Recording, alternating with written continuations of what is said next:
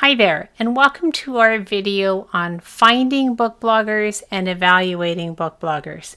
My name is Barb Jostowicz. I'm the author of about 17 different books, and this video is specifically directed at people who visually want help finding book bloggers and figuring out which book bloggers to approach to review their books. Sometimes when you put stuff in writing, it becomes way more complicated than it has to be when you can just sort of show people visually, and that's why I'm creating this video. I can point, I can direct you to look at certain things, and then I can set you free to look for your own book bloggers or look through a selection of book bloggers to find bloggers to review your books. So let's start on that journey. What we're looking at right now is the book blogger list. We're starting here for a specific reason. This is my site, and it lists somewhere in the range of about 4,000 book bloggers. It's been in operation for just over 4 years. And the numbers fluctuate as blogs are abandoned. I remove them from the site, and people are always submitting. So they're always being removed, they're always being submitted. All of the book bloggers are self-submitting, and they fill out a little form, and I create a little listing for them. They are allowed to choose a certain number of genre that they read. So I'm just clicking on this and waiting for this to come up. It seems my computer's a bit slow today. And each listing has a title, a little bit of a graphic, and the blogger is allowed to put together a blurb. And they're also associated with whatever genre they identify or self-identify with. So when you're looking for a book blogger, you want to find somebody who reads the same genre that you've written, which is kind of an obvious. But most people have fairly particular reading tastes. So for example, if you're looking for somebody to review your paranormal romance, for example, you may find book bloggers that say they read paranormal romance, but only with werewolves. Or they give a certain description about their actual taste within sort of broad genres. So why do I start here? Well, one of the reasons of, as I said at the beginning, it's my site, so I'm proud of my site. It is a good place to start searching for book bloggers. There are other similar sites, however. So the next tab we're going to go to is the Indie View. The Indie View has been around probably as long as my site, if not a little bit longer. And as you can see, it's got a list here that is searchable if you click on the column labels. Some information about the book blogger, what they review, where the reviews are posted, this sort of thing. Both of these sites are reasonably up to date, and they're reasonably accurate. So in terms of searching for a book blogger, you can do a variety of different things. You can go to Google and do, enter a search on book blogger for romance or whatever genre you write. You can also do a search using books that are similar to yours. Often that tends to be a lot more work than starting with the available databases that already exist. However, both will get you to similar points in slightly different ways. So that gives you an idea of how to find book bloggers. And once you find them, how do you figure out if they are somebody that you want reading your book? To a certain extent, that's going to be a judgment call. So you're going to want to look at some content and say, okay, they're treating that person's book kindly, so they will likely treat my book kindly. But there's more to it than that. So we're going to go to this next tab here, which is my blog, and talk about how to figure out by looking at the blog what kind of an audience they're going to have, how do we read the cues, how do we look at the information that's there, and make an informed decision, essentially, of whether or not to approach this particular blogger to review the books. The first thing that I want you to look at is the overall organization of the site. So is it relatively neat? Can you tell one blog post from another? Is it organized? You'll notice on my blog post there's no dates, so we'll come to that in a second. How do we find out how long a book blog or any blog has been around if there's no dates? An easy thing to look for is, we're scrolling down here a little bit, archives. Almost all blogs will have an archive functionality. It allows for searching of, sort of gross searching of blogs. So I can bring up a particular month's posts. But although you can't actually see the whole list because it's off of the recorded frame, I started book blogging in August 2010. And so this blog post has years, clearly, of blog posts on it. So the longer a book blog has been around, the more likely it is to have a larger audience. There are exceptions, again, but a blog that is regularly posted to and regularly interacted with will gradually build an audience and will rank on Google and will attract Google hits and all of these various things. So my blog that has been around since 2010 has a significant audience. Any blog in the same sort of condition is going to have a significant audience unless something really odd has happened. So what other cues do we use to determine the audience? A lot of people look for comments, and comments are not all that common on all blogs. Comments are an indication of a chatty audience, not necessarily the presence of an audience.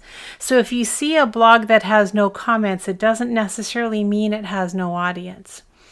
So there's another thing that we use, and I'll go to this tab, we'll look at this. This is Alexa. Alexa is, as you can see, an Amazon company, but it is a company that does a certain amount of analysis and will help you understand a ranking for a website. So I've got to this point because it's where you get the extension. So you can actually put a little button on your toolbar. This is mine here. It's a little A in a circle. And that will allow you to determine the Alexa ranking of any site that you load up on your browser. So an Alexa ranking is that is really good is 1, and that's really, really bad is like 20 million. So it's a reverse scale. You're looking for book bloggers that have a ranking usually under 1 million. However, this is broad stripes. It is not efficient. And here's a prime example right here. My book blog just got an update, and it has no Alexa ranking. So I noticed that as I was putting together this video, and it's something I'm going to have to look into. However, just because there's no ranking or a really crappy ranking isn't necessarily the be-all and end-all. It's a piece of information. So the other thing that I like looking at is the domain authority, and this is if we scroll up, Seo Review Tools, and I'll put a link to this in the notes for the video as well as in the book that we're using this video in. This is a way of determining the authority of a person's domain or of the person's site, and it's, again, sort of broad stripes. So, and I did this for my book blog, so my domain authority is 41. Middle of the road, this is a scale from 1 to 100, and it's not necessarily 1 is really good, 100 is really bad, or vice versa. You're looking for something that is not on, honestly, on either end of the spectrum. The other piece of information I get here is that there are 22,400 sites that have linked into my book blog. So this is quite good in terms of helping me rank on Google and a variety of other things. It also gives an indication to the longevity of my site. My site's been around for a long time and lots of people link into it. So let's go to another example. And again, the domain authority is broad stripes, right? It's just a piece of information. If you see a domain authority that's a 1, maybe it's too new a site to be looking for. And, look for something kind of middle of the road. So next site we're going to look at is Bab's Book Bistro, which is an online friend of mine. This site, again, has probably been around as long as I have, and she posts frequently. The difference here is you'll see that there's a date, right? So May 29th, 2018, that's today's date as of this taping. And as we scroll down, we'll be able to see, here we go, the previous post to that was the 25th, then the 24th, then the 24th, then the 23rd. Okay, so you're getting the idea that this blog has been posted to regularly and frequently. So again, let's look at the Alexa, and it's 16 million, which theoretically is really horrible. So let's take that piece of information and look at the domain authority for it. So I've already brought this up. This is a search that you do actually, but I brought it up so we wouldn't have to wait for my computer to bring us up. So Babs's domain authority is 39, which is not bad. Again, it's kind of middle of the road. So that gives you a different piece of information than looking at the Alexa. So we put these various different pieces of information together and find a more comprehensive view on what we see. So let's move on to a different blog. This is Natasha's blog. This is a different layout. So it has a variety of graphics up at the top. It has some summaries and then recent reviews. Some summaries again of the recent reviews. So again, you're looking at a site that is well organized. It has a subscription, it has social media icons, it has a variety of different bits and pieces. It has review requests. So to take a sort of a sidestep here, all book bloggers are going to tell you what they review, how they review it, and likely some other bits and pieces of information. It was on Babs's blog, but I didn't point it out there. We can take a quick peek at this, and just like any other query that you would put into a publishing house or an agent or an editor or whatever, you need to follow these instructions. Most bloggers receive way more queries than they ever could possibly read. So if you don't follow their instructions, it's kind of a guarantee that they're going to delete you. So for example, here she says, I receive numerous requests each week for book reviews, but unfortunately due to my current blogging commitments, I'm only able to accept a few of them. Please note, I will only respond to those requests that I accept, and acceptance of a book doesn't guarantee a review. Keep in mind that these are hobby bloggers, right? This isn't a job. They have full-time jobs in most cases, or full-time parents. Just because you don't hear something back doesn't mean that you should send another note. You can take the no response as a no.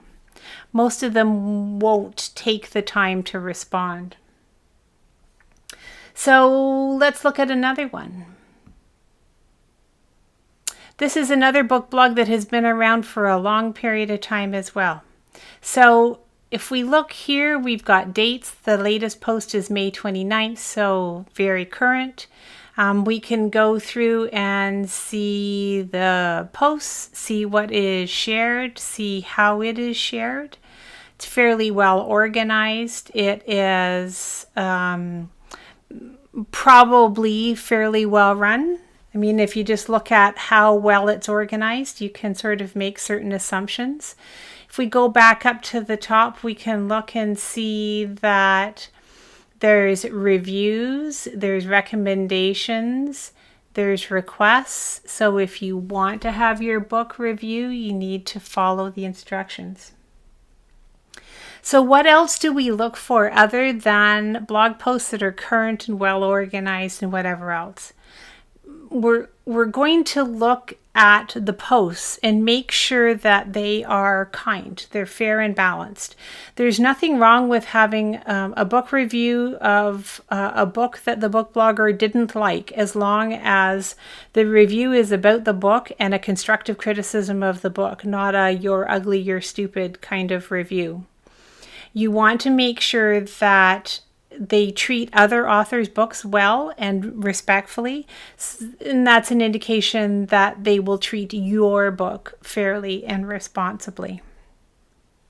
There is a certain collection of book bloggers that can that use snark and meanness to grab attention, and it's kind of like a train wreck, right? You just wonder who they're going to skewer next. I would suggest that you not look at that particular blog as someone to read your book, because, I mean, unless you're brave, maybe you're braver than I am. Anyways, we're going to look at their social media. So let's see what pops up here. We have a page, again, nicely organized, nicely laid out. And this page has 853,000 likes. Okay, so this is a well-established Facebook page. And again, you can scroll through the posts and make sure that the books are treated fairly, that they're promoted, that the book blogger is dealing with things in a fair and balanced way. You can go through the various other social media, same sort of thing. So this book blog has 27.7 thousand followers, very well established. And again, if you look through the posts, they are promoting other people's books, and I don't see anything that is particularly nasty. You want a site that offers a variety of different ways for readers to follow. So for example, this one has subscribe by email. You simply add your email and the person will get notifications by email that a new blog post has gone up. Sometimes this has a number associated with it to help you understand how many people are actually subscribing. I had trouble finding one that had that. So here's an example of my blog. This is my business blog. And you'll notice that in this case, there's 18,226 subscribers to my business blog. It's a nice number, and I advertise it, right? Because I'm proud of the audience that I've built up on this particular blog. And many book bloggers will do the same. One last blog that we're going to look at. This is kind of a classic blog spot or blogger blog. It's the basic layout of a blogger blog. All of the various different bits and pieces exist. The review policy exists. The person is on Twitter. There's, a variety of different links that they're advertising. On blogger blogs, they have something called the Google Friend Connect, or it's now labeled here followers. So this person has 227 followers in this particular fashion.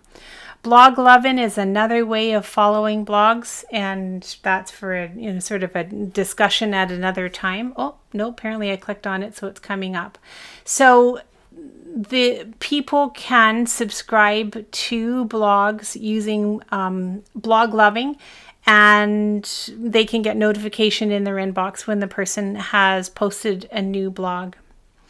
All of these various different bits and pieces can be put together into sort of a big picture, let's say. So you want a blog that is reasonably current, that is posted to on a regular basis, that has existed for a while, because that kind of guarantees a certain amount of an audience.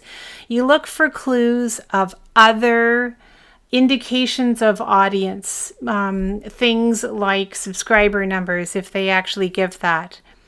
You look for a review policy. You look for the ability to contact the blogger.